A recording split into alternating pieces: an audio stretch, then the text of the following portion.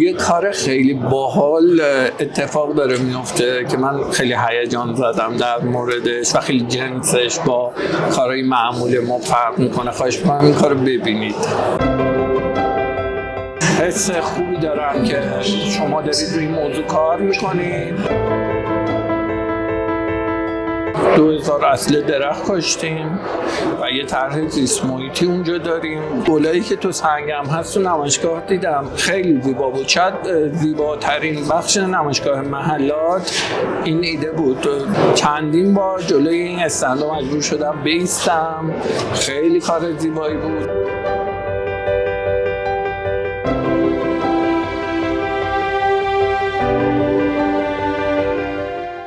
سلام خدمت دوستان عزیز، همراهان گرامی پویش ریشه در سنگ.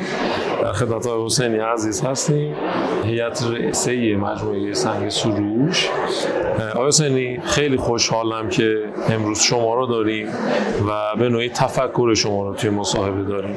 اولا که اگر خوشوبشی داریم با دوستان. با سلام خدمت بینندگان این برنامه. منم خیلی خوشحالم که در خدمت شما و اون همراهاتون در این پویش هستم و امیدوارم که بتونم یه نقش کوچیکی رو کنار شما ایفا کنم. باعث افتخار برای من هم. آقای حسینی، بریم سراغ سوالات. آیا شما تو زمینه محیط زیست، چون کمپین مربوط به محیط زیست است، آیا تو زمینه محیط زیست تا الان اقداماتی انجام دادین در تاریخچه فعالیت خودتون؟ بله، و بگم خوشبختانه بله. واقعا فکر میکنم که میزان فعالیت‌های زیست محیطیمون هم به نسبت مجموعه معدنی و فرآوری قابل توجه بوده. حالا این هم دلایلی داشته. یکی از دلایل حتما اینه که معدن در ذاتش یک آسیب‌هایی به محیط زیست میرسه و شما به عنوان یک عضو اون جامعه دوست داری که اونو جبرانش کنی یا اون خطرات رو کاهش بدی. ما تو مجموعه معادن نطنزمون تو گرانیت مشکی فکر میکنم در این مثلا 2 سال اخیر بیش از 2000 اصل درخت کاشتیم و یه طرح زیست محیطی اونجا داریم که بتونیم اون منطقه رو کمک کنیم که حالا حفظ بشه یا تغییر کنه یا به هر حال اون چی که وظیفه‌مونه انجام بدیم. و همچنین برای زمان واسپاری معدن، چون معدن 3 بخش داره: اکتشاف، استخراج و بعدش رهاسازیش، برای اون تایم هم یه فکرایی داریم و یه پلنایی داریم که امیدواریم بتونیم اجراش کنیم. این تو مجموعه نطنز بود. توی مجموعه تهران کارخونه سروش هم فکر کنم یه باغ 2-3 هزار متری ما داریم که 160 نوع گونه گیاهی توش کاشته شده. یه مجموعه باغ ایرانی هست و خیلی محیط کارخونه است. بله، محیط کارخونه است. بله. و اینکه این مجموعه این باغ ایرانی حالا اهداف به قول معروف برندینگ، فروش و زیست محیطی و کاری همه با هم بوده. این پیدا کردن اون گیاها که تو اقلیم خشک و گرم و کم آب و خاک ضعیف شمس‌آباد بتونه دووم بیاره و زیبا باشه کار سخت و تحقیقاتی بود. و اینکه این کار با همکاری باغ بوتانیک زیر مجموعه دانشگاه شهید بهشتی انجام شد. الان یه گلخونه‌ای هم اونجا کنار مجموعه باغ هست و بعضی از گیاها که تو اونجا دوام آورد از طریق خود دانشگاه به اقلیم‌های دیگه هم پیشنهاد میشه. این حالا 2 تا از عمده‌ترین کارهایی بود که تو این حوزه انجام دادیم و منم همین که خیلی حس خوبی دارم که شما دارید روی این موضوع کار میکنید، چون آدم احساس میکنه که تو این نگاه تنها نیست و میتونید کمک کنید به ما که ما همون وظیفه‌مون رو بهتر انجام بدیم. انشاءالله. ما هم واقعا دلگرمی بود الان شنیدن این صحبت از شما که البته این چند روز واقعا دوستان لطف داشتن، همراهی‌های خیلی گسترده داشتیم. از اون چیزی که تو ذهنیت خودمون بود خیلی بیشتر فراتر بود، ولی آدمی که احساس کنه تنها نیست. بله. شده یه حرکاتی قبلا شده. بله. اینا دلگرمی میده دیگه. مسیری که هست.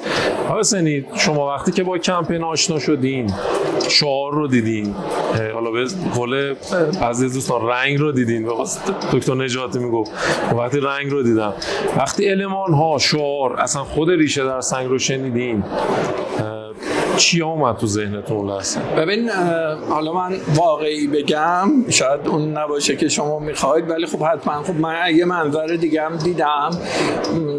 منظر اولی که برام جلب توجه کرد این بود که تو خارج از ایران کمپین روی سنگ، کمپین های معتبری هم هستش، مثلا کمپین که natural is stone is better، خب آره نو فیک. من فکر کنم مثلا تو نمایشگاه ورونا که بودم یه کارخونه رو بازدید داشتم، دیدم که این بنر نو فیک هم خورده بود، برای خودم خیلی جذاب بود، عکس گرفتم.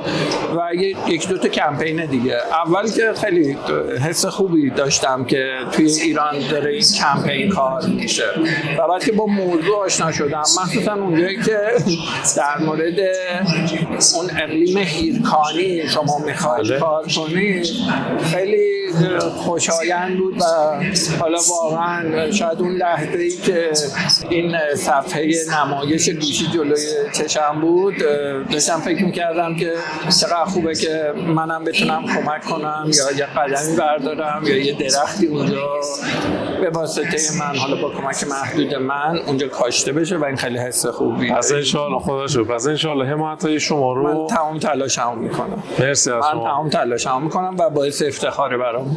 باعث افتخار ماست همچنین. مرسی از شما. سلامت باشین. من قربان شما. ببخشید این کارهای گلایی که تو سنگم هست تو نمایشگاه دیدم، خیلی زیبا بود. شاید زیباترین بخش نمایشگاه محلات این ایده بود، به جهت تبلیغاتی خیلی فوق العاده بود. یعنی واقعا چندین بار جلوی این استندا مجبور شدم بیستم، خیلی کار زیبایی بود، واقعا کار خیلی خیلی خیلی زیبا بود. خیلی هم بهتون تبریک میگم. مرسی از شما. حسینی، اگر که پویش ریشه در سنگ چه کاری بکنه برای شما بی‌اعتباره؟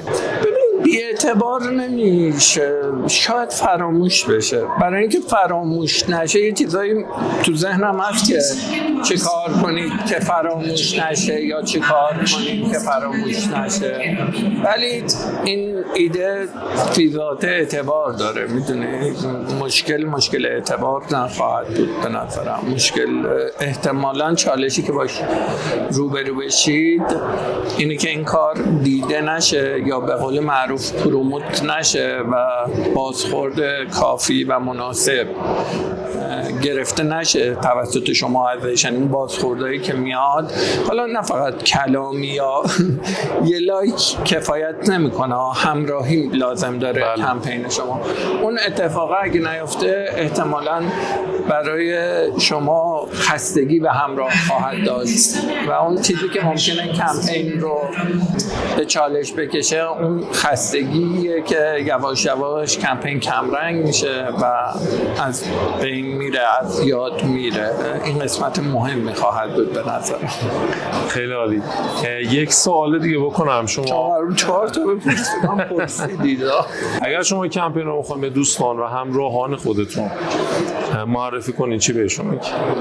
من احتمالاً میگم که اگه به دوستانم باشه دیگه، یعنی فضا رسمی نباشه، خواهم گفت که یه کار خیلی باحال اتفاق داره میفته که من خیلی هیجان زدم در موردش و خیلی جنسش با کارهای معمول ما فرق میکنه. خواهش میکنم این کارو ببینید، این کارو، چون این ایده جذابیت داره، خودش نیازی به صحبت من نداره، فقط اون توجه اگه جلب شه احتمالاً آدما درگیرش میشن.